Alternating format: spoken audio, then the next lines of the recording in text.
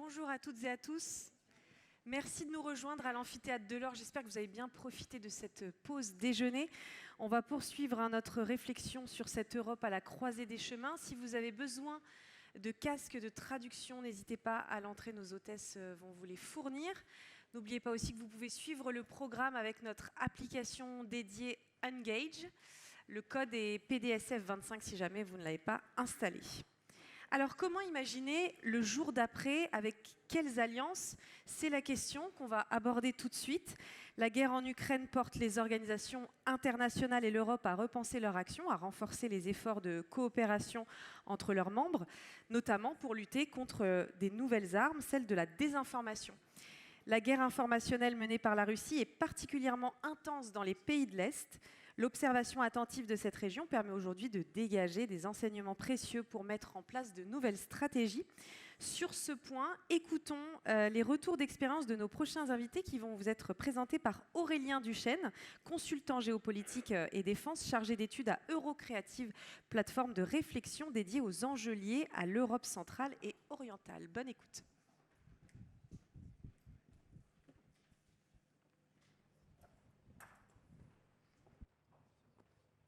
So thank you all for being here. My name is Aurélien Duchêne. As said, I work with at Creative, and we welcome here Denis Cenusa, who is an expert at the Geopolitical Center and Security Studies. We'll also have Christine Dugoin-Clément, among other things, working with Gendarmerie nationale and the Paris One University as a researcher with a focus on artificial intelligence and, of course, information warfare. Nicolas, Quenel, who is a freelance journalist with a focus on Russian information warfare. And of course, Gwenda Nielen, who worked previously at TNO as a director and now as a disinformation expert as a TILT. So, of course, we are going to speak about lessons from Eastern Europe, but the center of gravity of this panel leans mostly toward Western Europe as expert. But we'll have, of course, your expertise on Moldova and Romania, for instance, with elections that have had a lot of influence in the last few weeks about our work about disinformation. And it seems like next to us in the IRSEM was produced 7 years ago, a report that had a lot of influence at its time about the French public debate on misinformation, a report about the information manipulation and its effect for the sake of democracy. And one of the findings of this work by the IRSEM was that Russian information warfare, for instance, was not only pushing pro-Russian narratives, or not only pushing some soft power and influence strategy, but was also a zero-sum game. A zero-sum game where the strategy of chaos, of just pushing for the division of our societies, is not only a mean, but an end.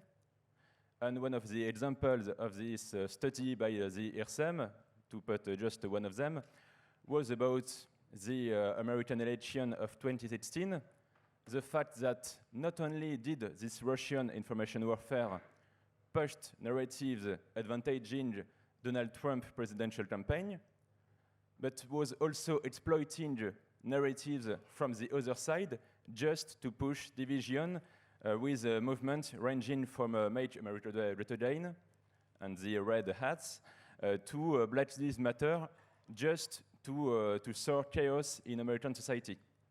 But what we maybe underestimated in this kind of a report was how much this information warfare rage against countries like France was going to have strategic effect, namely, of course, in African countries where France underestimated, frankly, the impact of such information warfare. And about now the lessons from Eastern Europe about what we can do against this Russian disinformation, we'll first start with the question of the enablers of this Russian disinformation warfare. But before we start with the enablers of this Russian disinformation. We'll start with Christine, with her work on the strategy of chaos and the inputs that you have with your work on this subject, and maybe with the question of the proliferation of crises first. Donc nous partons en français, on est bien d'accord? Il y a de la chance. I can do that in English, but that will be painful for your ears. You know, I'm French, so I'm disabled in learning languages, so that's your choice. OK. Mais comme on a l'autorisation d'être en français et que ça soulagera mon camarade du bout de la table. Alors, ce qui est intéressant de voir, c'est que quand on parle de la théorie du chaos, vous avez tous entendu du fameux battement d'aile de papillon, qui avait été, donc c'est une théorie ancienne, hein, et le battement d'aile du papillon a été redéfini par un chercheur qui s'appelle Lawrence et qui travaillait sur quoi? Sur la météo. Comment est-ce que c'est venu? Eh ben, tout simplement parce qu'il faisait des recherches sur la justesse des prévisions, celles qui vous arrivent à chaque fois que vous voulez savoir comment vous vous habillez. Et ils se sont aperçus que finalement, si on changeait un élément infinitésimal, les effets n'étaient pas proportionnels aux causes et qu'on pouvait avoir un changement massif. Or, le problème qu'il a dû rencontrer, c'est qu'il avait une démultiplication de variables extrêmement importante et que plus ce nombre de variables est important, plus le nombre d'entrants est important, le lieu, la température, etc., plus vous allez avoir ce qu'on appelle un horizon de prédictabilité restreint.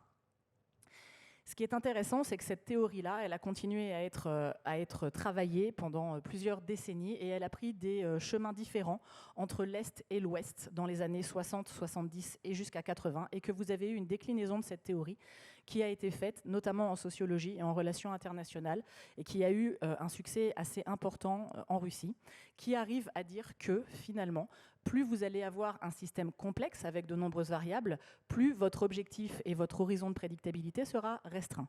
A contrario, plus votre système est linéaire, simple, plus il sera facile à prévoir. Et là, ça rejoint exactement ce que tu vois. Ce que ça a pu donner, c'est une théorie du chaos dirigé, c'est-à-dire d'aller semer du chaos chez des tiers, notamment en allant démultiplier les entrants, démultiplier les variables.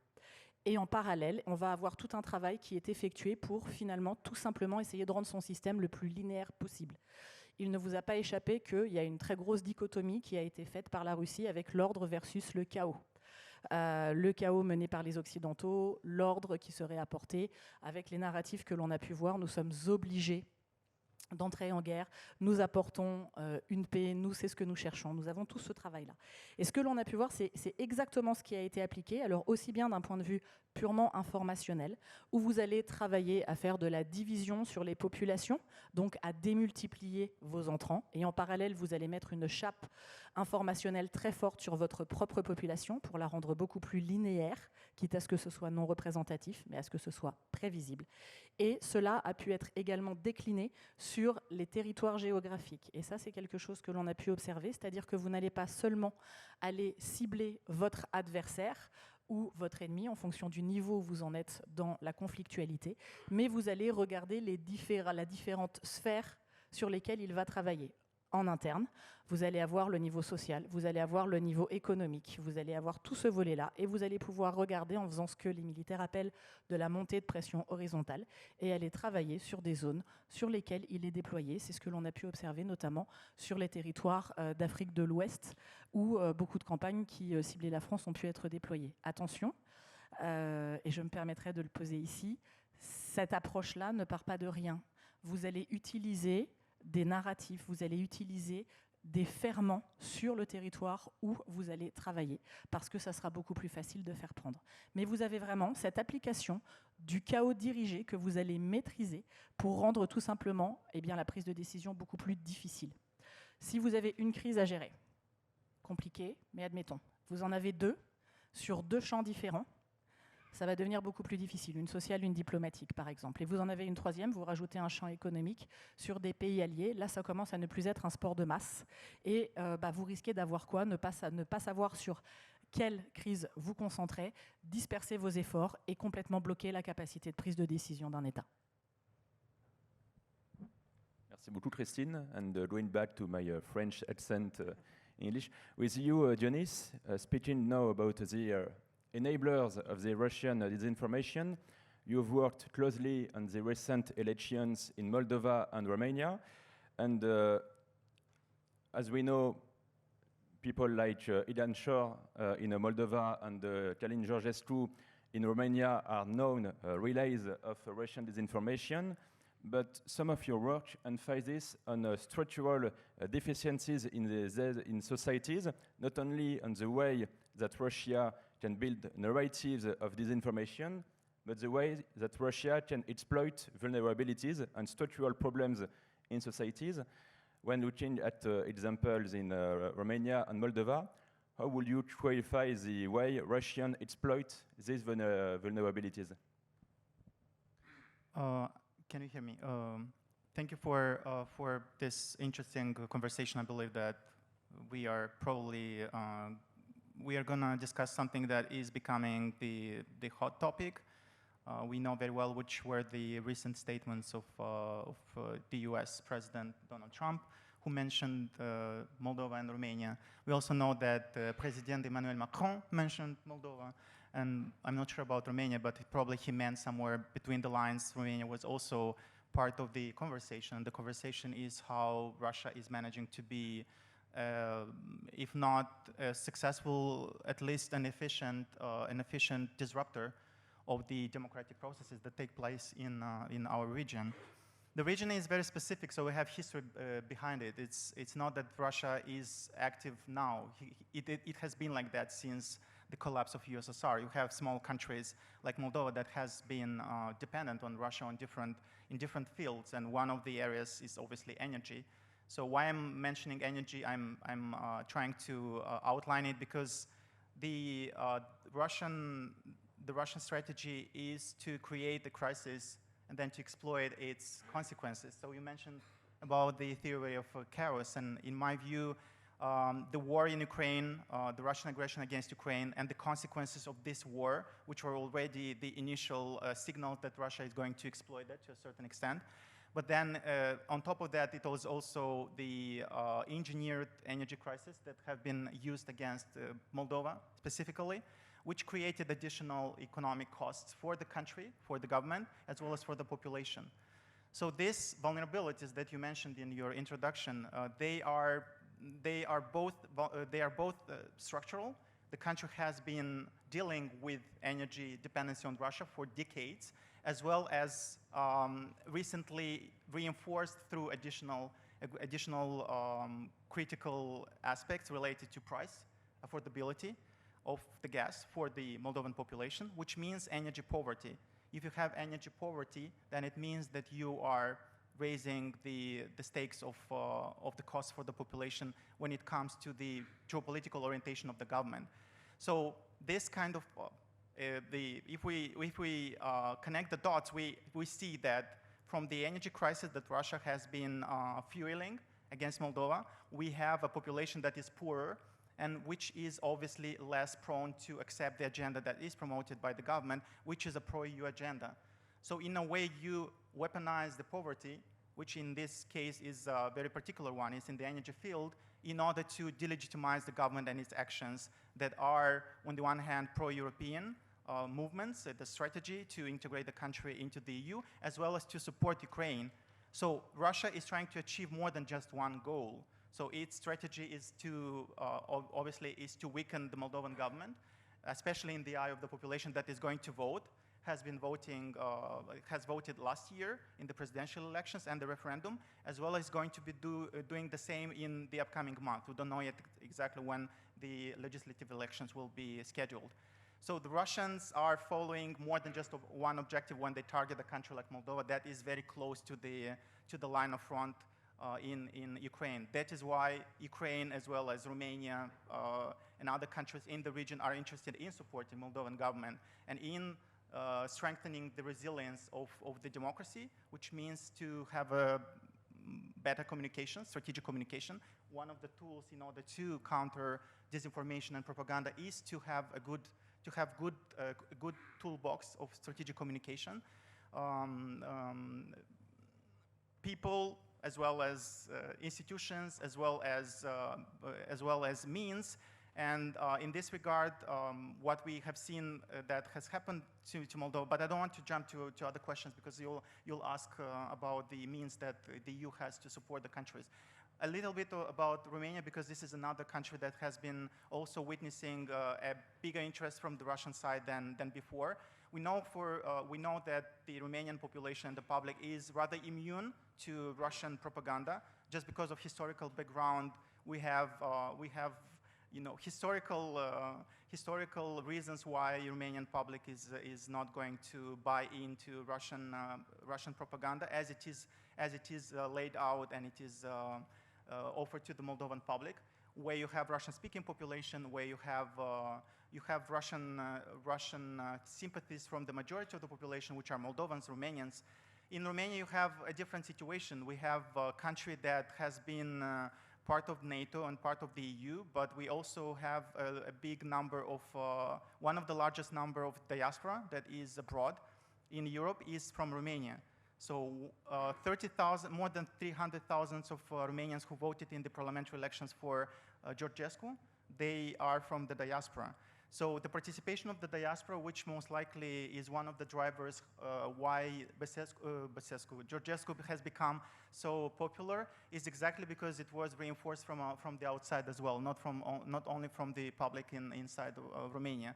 The fact that algorithms could be manipulated so quickly, it's most likely because of the complacency that we have seen in Romania, because Romanian state has been offering a lot of support to Moldova, believing that Moldova is the weakest link in the region, when it actually, many operations that Russia has been preparing, or at least reinforcing, right, as a result of certain political dynamics inside Romania, they simply missed the, they didn't understand that what we see in Moldova and the participation of the oligarchs and other players, pro-Russian players, can also take place in Romania, but to a different scale and in a more sophisticated way.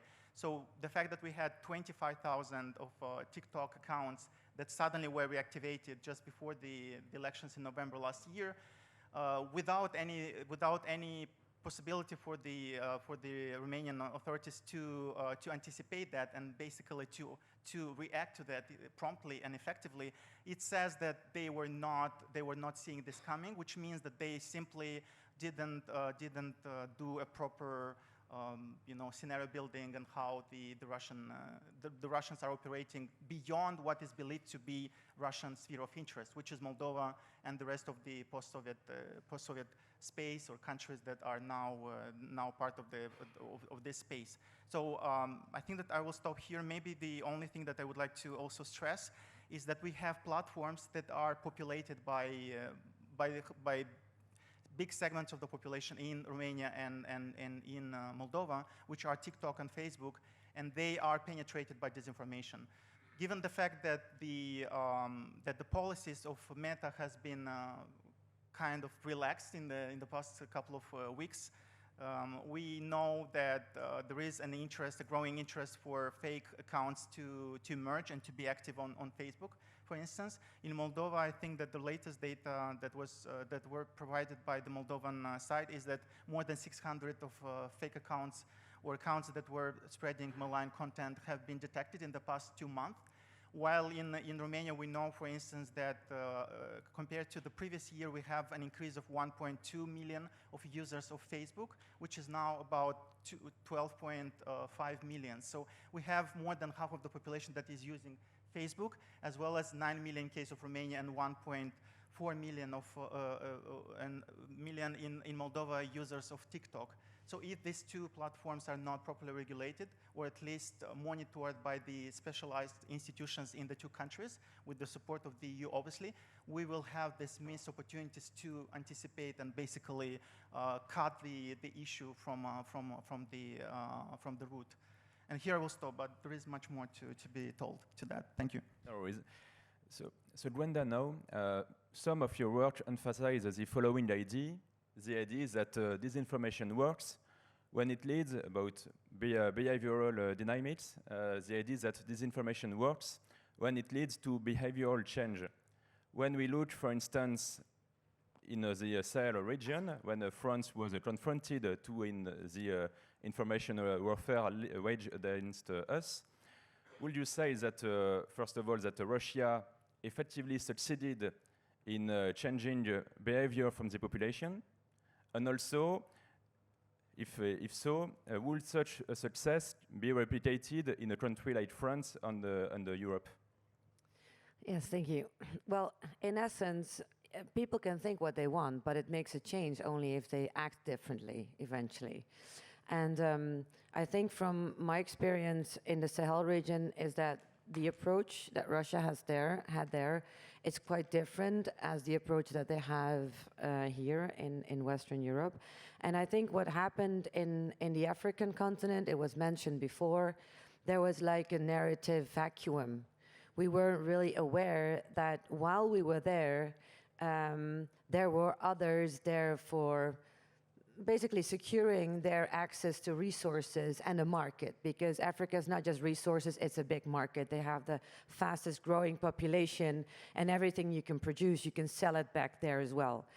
And I think we kind of fell asleep, but from my own experiences in the Sahel region, we did, as Westerners, still have a pretty colonized position towards African partners. So we would tell them, great, you have military planning, but our planning is better. So we're going to teach you how to plan your military operations. And they definitely felt that we were not seeing them truly as partners, and that we expected them to be, that we were seen as their teachers, more or less. And I think this sentiment was very well picked up by Russia, and they started narratives on Americans, French, UN, NATO, all institutions and authorities, that they were coming from like a former colonized position and as colonizers. And Russia never had this position towards them. So they were much more reliable in the story. They also had the narrative that in Western countries, and then often used the LGBTIQ rights to show that Russia was culturally and in traditional family values much more as a reliable partner for them. So all in all, I think it was a bit more easy because they only had to undermine these authorities with some narratives that they could actually a bit recognize, I think, as well, and then provide them with an alternative, because it was not just a story. They also had the Wagner Group there, and they also had economic treaties going on, and Putin actually went to visit African leaders and took them to the outside world pretty seriously. He went there to the African Union, so I think that made a big difference, not just the narrative, but also how they took their approach to the African continent. And that actually led to them being an ally of Russia and kind of turning their backs towards the Western world. And then what you see, I think, in our region is much more of what was just said, like creating chaos, because influencing behavior is actually pretty hard. If you want to make someone do something specific, it's not that easy, but it's much easier to make people latent or stop doing something or be doubtful. And I think that is the biggest aim of the whole disinformation, misinformation, flooding of people with contradictory information, and it makes them doubtful, and it also makes them feel insecure and not sure what to believe anymore. And the interesting thing is that the more you flood people with nonsense, the more they long back to a time before it was this way. And you can then quite easily, because we were talking a bit also about how to influence people, if people feel insecure and if they don't understand the situation, they are much more prone and to being manipulated. So We see this from research in extremism and in radicalization. If you try to find a common denominator in people that radicalize, you cannot find it in their personality. You will find it in their circumstances. So people that are in a position that is hard, that is insecure, and that is unpredictable, those people are much more easy to get into extreme ideas.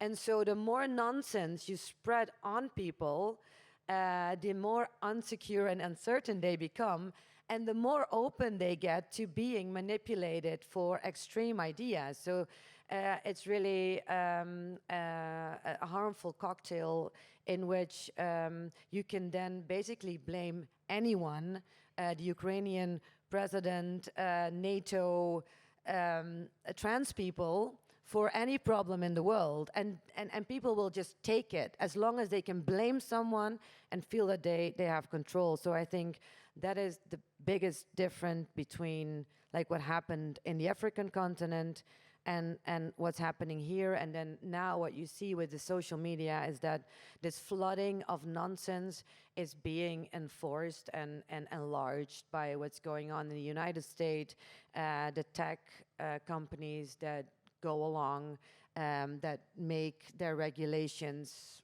loose. And this is something that we have the Digital Services Act, but we have to stand firm with it, because otherwise, if you see the difference in what's going on in the United States and how people are, how easy it is to mislead people, and the protection that we still have in Europe, we should keep it, try to keep it. Thank you. And now we know, Nicolas, that the journalists are on the front line of misinformation and how to counter misinformation. But when, for instance, you look at the way the French media handled crisis, like we saw, for instance, during the first months of the new war in Israel, that there was painting of red hands on walls in Paris, and it was first attributed to the context of this war before we discovered it was about Moldovan or Russian paid agents. We also had another example with coffins in the street of Paris that we are supposed to show that the French don't support Ukraine and the risk to send their troops there. How would you say that the French so-called mainstream media handled this kind of crisis? And also, is there a risk that the mainstream media can be counterproductive when it comes to handling misinformation? Oui, alors, marche pas du tout. Ah si. Oui, alors absolument, absolument. Alors avant toute chose, je vais quand même remercier ma camarade du bout sur l'autre chaise qui m'a jeté gentiment sous le bus. Je vais en profiter à mon tour pour jeter sous le bus mes estimés collègues, comme quoi vraiment ça va être super. Oui, on a eu un problème. On a vraiment un problème dans le traitement de ce qu'on appelle peut-être un peu rapidement les opérations d'influence, la guerre de l'information, etc. Ça s'est particulièrement, je trouve, bien illustré sur le cas des mains rouges, des étoiles de David ou des cercueils qui ont été posés en bas de la tour Eiffel. Ce qui s'est passé à ce moment-là fait écho très directement à un sujet dont on discutait avec un des principaux hauts responsables du renseignement français quelques mois auparavant, qui me disait que voyait quand même une évolution dans la conduite des opérations d'influence qui ciblaient la France, où on passait de plus en plus d'un modèle qui reposait entièrement sur des opérations numériques à, quelque part, un retour des opérations d'influence à la papa, en référence à ce qui se passait pendant la guerre froide, avec des opérations qui dépendaient largement du monde physique, en tout cas du hors-ligne. C'est un peu ce qu'on a vu avec les étoiles de David, les mains rouges ou les cercueils. On était sur des opérations qui avaient lieu dans le monde physique, mais qui avaient quand même une composante numérique, avec des réseaux coordonnés de comptes inauthentiques qui avaient pour but de faire monter la sauce sur les réseaux sociaux. Il se trouve que toute la partie numérique a été un vrai échec pour les Russes. Au contraire, ils ont eu un succès, je pense, auquel ils devaient s'attendre à moitié seulement, qui est la diligence incroyable des médias français, à s'être jetés sur ce qui était à l'époque connu comme un simple fait divers et qui se sont répandus en conjectures pendant des jours, une semaine entière, sur tiens, est-ce que cela vient traduire une montée de l'antisémitisme dans le cadre d'un conflit israélo-palestinien qui serait importé en France. On a vu tous les gens avec le moins de compétences possibles venir parler sur les plateaux télé de sujets qu'ils ne maîtrisaient pas d'un bout à l'autre, jusqu'à ce qu'une semaine plus tard, on s'est gouré. Et en fait, il n'y a eu aucune excuse. Il n'y a eu aucune excuse de la part des médias français sur le traitement de ces actes-là. C'est assez perturbant, mais en même temps, je pense qu'on peut l'expliquer de plusieurs manières. D'abord, c'est un petit peu ce que raconte Thomas Reid dans son livre Active Measures, qui parle des différentes générations de mesures actives, en disant qu'elles ont toujours évolué en fonction de l'évolution elle-même des technologies des médias. Il y a eu évidemment l'imprimerie, il y a eu la radio, la télévision, le web, et qu'à chaque fois, on voyait que de plus en plus, chose qui dit très bien, les mesures actives sont de moins en moins mesurées et au contraire de plus en plus actives. C'est-à-dire elles sont de plus en plus simples à produire, ça va de plus en plus vite, avec potentiellement un potentiel de viralité, on va dire, très important, vachement plus important que ce qu'il y avait pendant la guerre froide, où à la guerre froide, c'était quand même des officiers de renseignement qui étaient chargés de mener ces opérations-là, et c'était du travail d'orfèvre. Quand même, on a des cas d'opérations pendant la guerre froide. Franchement, même moi, quand je les regarde, je me dis, bien joué. Franchement, c'est pas mal. Franchement, c'est bien pensé. Là, c'est mal fait. C'est intéressant de voir aussi que les Russes ont perdu beaucoup de capacités, en même temps que nous, on a perdu les capacités à les contrer, donc quelque part, le jeu s'équilibre. Mais les compétences qu'ils avaient acquises pendant la guerre froide pour faire du travail d'orfèvre, ils les ont perdues. Il y a quelque part, il y a eu une privatisation du secteur de la guerre de l'information et des opérations d'influence. Aujourd'hui, c'est plus nécessairement les services de renseignement qui les font. Moi, j'ai travaillé sur des entreprises, des prestataires en Russie qui menaient ces opérations pour le compte certainement de l'État russe et qui payaient très mal leurs employés, qui les payaient la moitié évidemment du salaire minimum en Russie. Quand tu finis par payer les gens la moitié du salaire minimum, il ne faut pas s'attendre à ce qu'ils te fassent du travail d'orfèvre. Donc, on arrive à les repérer assez facilement.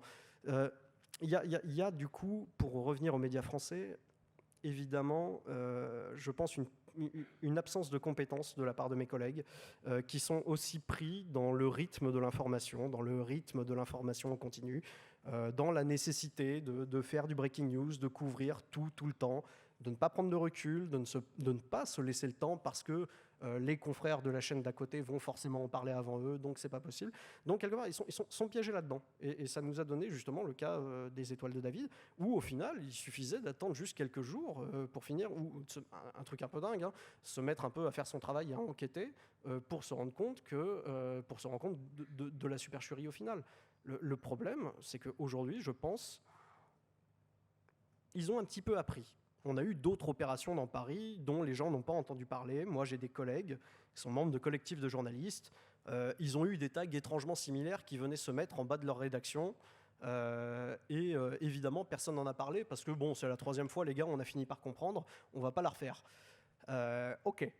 Le problème que j'ai, c'est que comme pour le terrorisme, les erreurs qu'on a pu faire par le passé, on va forcément finir par les refaire. Parce que franchement, en 10 ans de journalisme, je peux affirmer quand même un truc, c'est qu'il n'y a pas de volonté d'apprendre. Et on va refaire encore les mêmes erreurs systématiquement. Et je crains qu'on soit bloqué dans cette espèce de boucle infinie de faire des erreurs, apprendre de nos erreurs, oublier, recommencer les mêmes conneries, etc. Et on recommence comme ça. Voilà. So to the question, are the mainstream media sometimes counterproductive when countering disinformation? The answer seems to be yes. And to complete what you said, we had another trivial aspect in France about bad bugs, the punaise de lit crisis, which is highly strategic. And when people in the mainstream media said it was about Russian misinformation, it seems so ridiculous. That how could you just believe that Russia was behind pushing the idea of a psychosis of bad bugs? So, of course, for the mainstream media, it is quite hard to just counter this kind of narratives. But when I turn back this time to Christine, you wanted to add something? Ouais, juste sur les punaises de lit, il y a un petit truc absolument incroyable, c'est que je pense que les collègues n'ont toujours pas compris en fait à qui était destinée cette opération, qui effectivement, les Russes ont amplifié la psychose des punaises de lit dans Paris, mais c'était pas du tout à vocation de déstabilisation de la société française. C'était à vocation de communication interne vis-à-vis de leur propre population. C'était pas pour dire aux gens prenez pas le métro à Paris, ça craint. Le but du jeu était de faire continuer à alimenter la machine de propagande russe vis-à-vis de ses propres citoyens pour leur faire croire que l'herbe n'est pas plus verte ailleurs. Et ça, typiquement, je pense que c'est quelque chose qu'on n'a toujours pas assimilé, que les opérations d'influence, les opérations de désinformation, ça a souvent, ça va dans les deux sens. Ça a une vocation offensive, ça a aussi une vocation défensive dans la doctrine russe, qui sont des textes que vous pouvez retrouver. En plus, la doctrine russe sur les mesures informationnelles, c'est des textes que vous pouvez retrouver sur le site du ministère des Affaires étrangères en Russie. Hein. Il n'y a rien de secret là-dedans, hein. Il suffit de se donner de la peine de les lire, c'est tout. When it comes to now countering disinformation, and as Lenin will say, que faire, what to do with this, I will start with you again, Christine. You talked about the strategy chaos. What is our leverage to counter this kind of strategy, and what can be done maybe in both for the researcher, of course, but also when it comes to countering this kind of strategy, and with the fact that we are, as Gwenda said, flooded by misinformation? Merci pour cette question. C'est le jour où on jette tout le monde sous les bus, en fait. Alors, on a plusieurs choses. Déjà, peut-être un premier point, c'est que ce que l'on a pu voir, c'est qu'il y a eu des efforts pour essayer d'aller chasser la désinformation, chasser les trolls de certains réseaux sociaux à une époque qui était plus celle forcément que nous connaissons aujourd'hui, vu les dernières réformes que l'on a pu observer. Mais ce que l'on a vu, c'est que parfois on avait eu un changement de plateforme. Donc on avait un déplacement sur certaines plateformes. Ça a pu être assez intéressant. Alors là encore, parfois c'est fait avec un certain manque d'habileté, pour reprendre ce que disait Nicolas. À titre d'exemple, on a eu une migration de certains utilisateurs de Twitter, enfin X, vers Blue Sky, et on a vu une migration de ces mêmes narratifs qui sont allés également sur Blue Sky, alors en le faisant avec là aussi une habileté relative, dans la mesure où vous aviez exactement le même contenu qui était diffusé dans le même temps sur les différents réseaux. Donc on a eu cette espèce de tentative d'adaptation. Il va y avoir une réutilisation des nouveaux moyens technologiques qui vont être à disposition. Et là, je rebondirai sur ce qui a été dit sur les mesures actives, c'est-à-dire qu'on est à peu près sur des paradigmes qui vont être assez proches, mais on va réutiliser des technologies modernes pour finalement leur redonner un petit coup de jeune. Un exemple tout bête, quand on parle de l'opération Doppelganger, que je pense beaucoup d'entre vous se rappellent, qui était l'idée de usurper l'identité graphique de journaux pour aller mettre de faux articles à l'intérieur et puis d'essayer de leur donner une certaine forme de viralité par différents réseaux. Et bien dans les mesures actives, vous aviez exactement la même chose qui se faisait, où on allait distribuer des journaux, mais c'était plus compliqué parce que vous aviez le temps d'impression, vous aviez le temps de rédaction et vous deviez avoir les gens potentiellement sur le terrain qui allaient rediffuser. Donc là, on a eu cette possibilité-là, ce qui amène à une certaine forme de contraction du temps. Et cette contraction du temps, on a pu le voir dans l'emballement, c'est-à-dire qu'on va très souvent être dans une forme de réactivité, de réaction et plus forcément de réflexion. Et ça, c'est quelque chose qui interroge assez fortement maintenant parce qu'on a bien vu que on va utiliser différentes failles, on va essayer d'aller démultiplier ces formes de crise-là, finalement pour aller faire de la déstabilisation. Pourquoi ? Parce que, vous avez un espace vide, et que la nature ayant horreur du vide, et le Kremlin aussi, mais ce n'est pas le seul acteur, attention là-dessus, faut bien être conscient de ça, c'est pas forcément le seul acteur qui commence à utiliser tout ce qui va être du domaine des opérations informationnelles. Eh bien, ils vont prendre cet espace-là, ils vont le mobiliser. Une des véritables questions, c'est qu'est-ce que les pays qui vont être agressés, les sociétés qui vont être agressées, les groupes qui vont être agressés, qu'ont-ils à offrir en échange ? Quelle est l'histoire, quel est le narratif qu'ils peuvent, eux, vendre pour garder cette cohésion sur leur société ? Sur quoi est-ce que l'on peut aller ? Puisque la vraie question, c'est que très souvent, on a été réactif, et ça se comprend. Vous êtes sous le couvert d'une attaque informationnelle. Déjà, il faut le réaliser. Et puis ensuite, on va essayer de finalement un petit peu boucher les trous ou patcher la vulnérabilité, comme on dirait sur un point de vue cyber. Et on est toujours avec ce temps de retard en réactivité. Et comme on a une contraction du temps, notamment pour les médias, on peut arriver à un effet complètement pervers et à l'encontre de ce que l'on pourrait vouloir réaliser. Donc on a tout cet enjeu-là. Et puis on a une diversification qui est extrêmement importante. Je suis tout à fait alignée avec ce qui a été dit sur l'usage du continent africain. Il y a un point sur lequel j'aimerais attirer votre attention, c'est par exemple une autre type de plateforme qui est utilisée, ce sont les jeux vidéo et les jeux vidéo en ligne. Alors il y en a plusieurs qui ont pu être mis en avant. Par exemple, je ne sais pas s'il y a des gamers dans la salle, mais peut-être que certains d'entre vous ont joué à Hearts of Iron, qui est un jeu de stratégie. Vous avez une adaptation qui s'appelle African Dawn, qui a été lancée notamment à grands frais avec différents trucs. Donc vous pouvez jouer, voilà, on a cet élément-là. Je ne dis pas qu'il est fabuleux, mais il existe. En tout cas, on notera l'effort. On a Battle of Hell, mais vous avez aussi d'autres choses où on pourra utiliser typiquement Minecraft. Et là, on ne va pas viser du tout le même segment de population. Ce que vous allez faire, c'est qu'aussi bien vous pouvez jouer sur un temps très court en étant extrêmement opportuniste, parce que vous voyez qu'il y a un système de perturbation. Vous allez surfer sur la vague avec plus ou moins de finesse, avec plus ou moins de bonheur. Parfois, vous allez essayer d'aller un petit peu structurer un narratif sur le temps long pour pouvoir le réactiver au besoin. Et là, quand on va regarder qu'on va travailler sur des populations beaucoup plus jeunes, quand vous êtes sur du Minecraft, vous êtes sur de l'ado, voire sur du pré-ado, vous allez commencer à mettre en place simplement des ancrages mémoriels. Donc on a tout ce travail-là et ce glissement de plateforme existe. Donc une des vraies questions, c'est, je ne veux pas dire qu'il faut abandonner le réactif et le curatif pour essayer d'eux. La question, c'est par exemple quand on va faire du debunking ou quand on va essayer de le faire, dans quelle mesure est-ce qu'on fait plus de publicité à l'action informationnelle en parlant qu'elle n'a eu d'impact elle-même directement. Donc c'est toujours une ligne de crête délicate à travailler, mais aussi l'autre question, c'est peut-être d'arrêter d'être réactif et de voir ce qu'il est possible de proposer pour essayer d'arriver à contrecarrer ce genre de choses, d'autant que ces opérations-là, et on l'a vu notamment très fortement en Moldavie, ça a été brillamment expliqué, mais on va utiliser différents travaux. On ne va pas être uniquement sur de l'information, on va aller travailler aussi sur les processus sociaux, on va aller travailler pour réinstrumentaliser par exemple une manifestation dans une certaine mesure, quitte à la détourner, voire à en créer une. Donc on va faire vraiment du saut de ligne entre le monde qu'on pourrait qualifier de online et offline, c'est-à-dire le monde digital et le monde réel.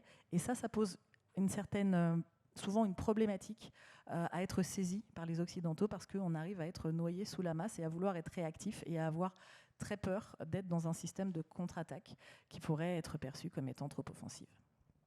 Merci beaucoup, Christine. And what you just said about the need to propose something and not just to react to things also is joining what you said, Gwenda, about the vacuum narrative that we saw in Sahel and that can be found elsewhere, even in Europe, this vacuum narrative. And when speaking of Europe, Denis, when we see that on the one hand we have the EU that is being increasingly vocal about disinformation, and countries like even France thinking about information warfare as a strategic priority. It's a difficult question, of course, but what concrete steps should be taken for the EU and its states? And also, maybe, should these steps differ between EU member states and other non-member states? Yeah, this is a very complex question. Look. Yeah, I was thinking how to answer this very specific question at the same time, because we have examples of the EU actions that have been carried out towards Moldova. We have a mission, which is a unique mission that has been launched in 2023, which is dealing with strategic communication and helping Moldova to build an infrastructure of institutions as well as public servants that are capable to react as well as to communicate with the public on topics related to critical topics as well as to disinformation and misinformation in general. So we speak about the EU partnership mission that is now going to be, the first mandate is until May this year, but most likely it will be, I think it will be extended. It's just too important for Moldova to be now kind of ended when we are facing risks of disinformation before the legislative elections. But this is only one example, a very specific one, which can be obviously replicated to other countries in the region, as well as to other regions, including Africa. Because I believe that what the EU is acquiring now as a knowledge dealing with Russian influence in a region which is comfortable for Russia. It's post-Soviet space, it speaks the language, it understands the mentality, the psycho population that are in this region. It can also be easily replicated to other countries in Africa. What I was thinking that can be probably proposed as a formula is to do the following 3 steps. First of all, to take care of the public. We have to deal with the division that exists in the society. That is the reason why I mentioned the social economic hardships that are real. They are not fake. You have population that has become poorer. We have 30% of inflation that was registered in 2023, as well as 9% of inflation, which is the highest since 2023, that has been registered in Moldova in January alone. Then we have also most likely population in Romania that is leaving the country not because the situation is improving, right? If it's the largest diaspora in Europe, the Romanian one, then probably the economic growth is not sufficient enough to have as few as possible left behind people. And these people are voting, right? It's not that they are just influenced to think in a certain way. They also behave during the elections and after the elections or between the electoral cycles. What we have seen 2 days ago as a reaction to the decision of the electoral agency or body in Romania, in Bucharest, is exactly what can happen if you don't deal with the problem of disinformation or strategic communication as a prophylaxis. So you have to take care of this all the time. So now the second aspect is education. And when I use the word education, I refer to the public servants in the first place. So that is why what the EU has been doing in increasing the preparedness of the public servants to deal with strategic communication, because Moldova has not been using strategic communication before that. So before 2022, we didn't really know what is this concept about. It was not integrated into the logics of the policy making in Moldova. Only now you have proper communication that is coming from the government. It's also working on debunking certain narratives. It decides sometimes to ignore certain topics just because they don't want to reinforce them. So we have this as a practice that is becoming a normality. And this is also something that has been done with the help of the new Center for Strategic Communication. That is exactly one of the results of the EU support, because EU and EU member states, we have to also acknowledge that France, as well as Lithuania, as well as Romania, have been investing a lot of money and a lot of effort to make Moldova capable to, first of all, being able to detect where the disinformation is, and then to be able to communicate in the language that is conducive to undermine the Russian attempts, as well as the attempts of non-state actors that Russia is controlling, right? We have been mentioning the activities of shore-related networks in France. I believe that was not just an attempt to maybe send certain signals to the presidency of France. It was also an attempt to show that Russia is capable to be everywhere and is going to be using those actors that are capable to travel, that are probably present in France because they are nationals of Moldova who have the right to be legally in Europe. So the idea is much more complex than just, they wanted to make Macron think twice when he's mentioning Russia in his next speech. Not to mention what has happened with Azerbaijan and Russia being in a partnership, basically, when it comes to campaigns of influence on New Caledonia. So the third action that is important to take care about, and this is related to penalizing, and here I will stop. Penalizing is something that Russia has been probably expecting, but didn't know that the EU will be so ambitious in targeting both the media institutions as well as people who are propagandists that Russia is using to spread certain narratives. So from 2022 up until 2024, we had many packages of EU sanctions, and only in 13 packages the EU has targeted more than 19 media that are linked directly to Putin and to Kremlin that have been actively involved in spreading disinformation, and some of them including inside the European Union. And here I want to mention the Voice of Europe, which was also an organization that was banned by the EU, first of all by the Czech Republic and then by the EU, because it was conducting this kind of activities. So the penalization that the EU is using is another type of action that has been used and should be approved and adopted as a strategy to deal with Russian disinformation as well as interferences in our regions. Thank you, Denis, for this concrete answer to a very large subject. You mentioned education, the importance of education, and it is often said that not only education but also media literacy is the best way to counter and prevent misinformation. But Gwenda, from your work, to which extent is it true? And maybe what will be the approach both at the EU level and national level when it comes to this, to education and media literacy? Yeah, of course, education and media literacy is important, but I think there is an overemphasis on media literacy for young people. And the interesting thing is that the people that are very susceptible for disinformation, like people like us as well, we are overconfident in our ability to recognize manipulation and the extent to which we are influenceable. And so we always project this, policymakers, practitioners, adults, we project this on young people, and then we can take the position of that we have to protect them, and we have to tell them how they have to be media literate. And I think there is a big group of people that don't go to school anymore, and they don't voluntarily learn new things. And that is most of us. We have our job, and maybe we are interested in our job-related information, but we don't take a course on media literacy because I know what sources to trust, right?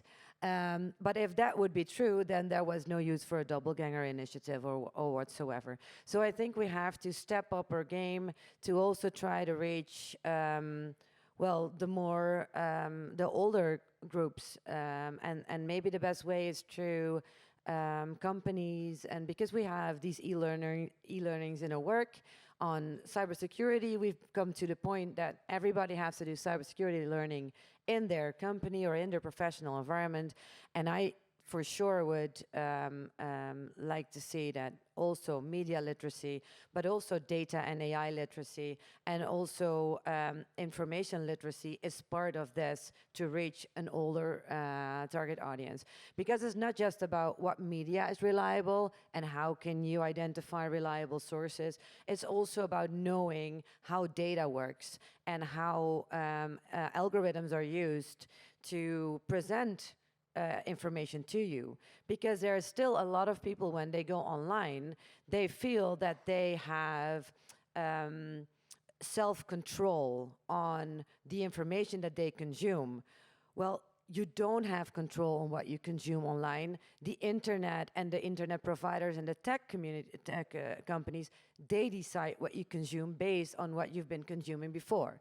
And I think how this whole works is also crucial to then being able to understand that if you actually want to be independent in your thinking and have the information that you actually want, you also have to be information literate and know how to do a research. And I think it doesn't help that a lot of the disinformation narratives and conspiracies are always also aimed on science. And there is a big science denial as science being just another opinion. And this is also something that not just youth, but also adults, I think, still need to learn.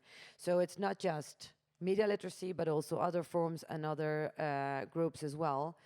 And besides this, it's not just about awareness, education, skills. It's also about regulations. So we have the DSA, we have to enforce it.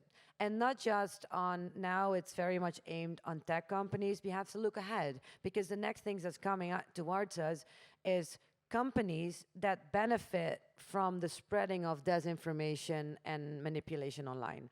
So botnet as a service, so we know SaaS services, but now you can just, if you have a botnet as a software service, you can just sell it to anyone, right? And if you, and they don't care if you want to sell shampoo or if you want to sell election advice. So we have to regulate this market more strictly because there is a big commercial trend in people profiting from misleading people online. And this is not just influencers, this is software applications, people that building algorithms. And then the third thing is we have to cooperate more, because to do proper research, we need a lot of data. We need data from social media that they won't give to us. And if we need to buy it, they make it so expensive that no one can buy the total data set to do proper research. So we have to work together, have good data sets, and do research on all these mechanics in the engine of the tech company, so we can show that good media, like a reliable media, is being put down next to disinformation campaigns. And we have to prove and show that their algorithms create an information environment that misleads people. But as long as we can do it, we can prove it, we also can enforce the laws that we have. So I think it's doing more on literacy in the information environment for more different audiences, and being more proactive in looking at the commercial and industry organizations that are stepping in just for profit, and being better in having the right data and sharing it amongst people that want to limit the impact of disinformation. Thank you, Gwenda. So until now, we've been speaking about disinformation and troll farms and whatever we want about disinformation. But of course, the Russian hybrid warfare is not only about disinformation. For instance, the CEO of Rheinmetall escaped an assassination attempt by the Russian side, and we have also a lot of sabotage coming for our defense industry. But despite all of this, it seems that most of the so-called, again, mainstream media maybe don't talk enough about it. And maybe if we talked about Russian attacks instead of hybrid attacks, maybe it will be more ringing bells to the great public. But in fact, we see that the great public, most of the population, isn't aware of this kind of hybrid warfare. So, Nicolas, when we see the way that there is still no wake-up call among the population about it, what can be done to maybe be more efficient in the media to talk about it and have a final wake-up call? Alors, oui, je suis assez d'accord. Je suis assez d'accord sur le fait que, à mon goût, clairement, on n'en parle pas assez, que ce soit des sabotages. Alors après, il faut voir ce qu'on appelle sabotage, il faut établir le périmètre. Mais quand on parle effectivement d'assassinats ciblés, d'incendies volontaires, d'explosions, d'actions clandestines dans leur ensemble, je suis assez d'accord, on n'en parle pas assez. Alors après, pourquoi on n'en parle pas assez? Parce que c'est quand même pas le domaine le plus facile sur lequel aller. C'est quand même un domaine qui est très dur à enquêter, honnêtement. Ça, je peux vous en parler parce que il se trouve que je suis à la tête d'un petit consortium de journalistes européens qui travaillent sur les actes de sabotage à l'échelle européenne. Non seulement c'est extrêmement dur, on va souvent parler à des services de renseignement. La question se pose de quel degré de confiance avoir envers un service de renseignement quand on est journaliste, qu'est-ce qu'ils nous disent, pourquoi ils nous le disent, mais aussi tout simplement parce que c'est des sujets qui coûtent cher. Ça coûte extrêmement cher à enquêter. Nous, on est 4. Pour vous donner un exemple, pour quelque chose de très concret, juste pour pouvoir écrire 5-6 papiers, on estime la facture totale à quelque chose du genre 70 000 €. Dans une industrie où les gens consomment de moins en moins, payent en tout cas de moins en moins, les journaux ne sont plus habitués à payer pour avoir de l'information de qualité, forcément c'est un enjeu. Et je pense que le premier frein, au fait d'en parler, il est là. C'est un frein qui est avant tout financier. Après, c'est un frein aussi qui sont les gens qui peuvent travailler là-dessus. Ça demande quand même une certaine expertise, ça demande des connaissances un petit peu particulières. Mais je pense que le premier frein, clairement, il est financier. Après, qu'est-ce qu'on peut faire pour essayer d'améliorer ça ? À part inciter les gens à payer pour consommer de l'information, fondamentalement, je ne vois pas beaucoup de solutions. Nous, pour pouvoir mener à bien cette investigation, on est obligé de se reposer sur des bourses européennes de financement de projets de journalistes, où on va leur demander, en l'occurrence, on leur demande 35 000 €. C'est quand même une somme d'argent importante, y compris pour eux. Mais là, on va dans des process qui vont demander 1 mois le temps de constituer le dossier, 2 mois le temps d'avoir une réponse. Si elle est favorable, on a du bol, mais il faudra 2 mois supplémentaires. Ensuite, on part sur 6 mois d'enquête, tranquillement. Tout ça pour produire 3, 4, 5 papiers où à la fin, les gens ne s'abonnent pas. Donc en fait, le calcul financier derrière, je comprends qu'il y ait des entreprises de presse qui, aujourd'hui, délaissent le segment de l'investigation. En tout cas de ce type d'investigation, parce qu'au contraire, je pense que l'enquête journalistique est quelque chose qui est en train de revenir, en tout cas en France. On l'a perdu pendant plusieurs dizaines d'années avant ça. Mais voilà, c'est quand même des enquêtes qui sont extrêmement difficiles à mener, qui demandent d'être dans plusieurs pays. En l'occurrence, sur la Russie, il y a quand même quelques risques de santé personnelle qui risquent de rentrer en compte à un moment ou à un autre. Donc voilà, tous ces facteurs-là font que je pense qu'on n'en parle pas beaucoup. Après, vraiment, sur les solutions, à part dire aux gens de bien vouloir payer pour lire leurs articles, malheureusement, j'ai pas d'autre chose à dire. Mais là encore, c'est à nous de produire du contenu de qualité pour convaincre les gens de donner quand même quelques euros pour financer un média. Je pense que non seulement ce serait une bonne idée, pour nous déjà, premièrement, quand même l'avouer. Mais en même temps, une démocratie saine fonctionne aussi sur des citoyens qui sont judicieusement et bien informés. Je pense que c'est quelque chose qu'on a eu tendance à oublier ces dernières dizaines d'années. Et je pense que la réalité est aussi en train de nous rattraper de ce point de vue-là. Well, as you said, investigative journalism needs money and expertise, but in a way, it is a form of journalism that will not be replaced soon by AI. This is a point maybe for reassuring our profession, but you emphasize a lot of things from your respective works.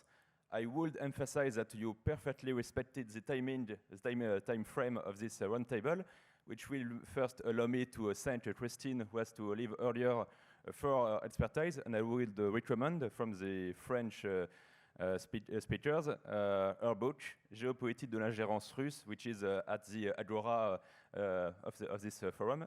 So thank you, Christine, and thank you, all of you.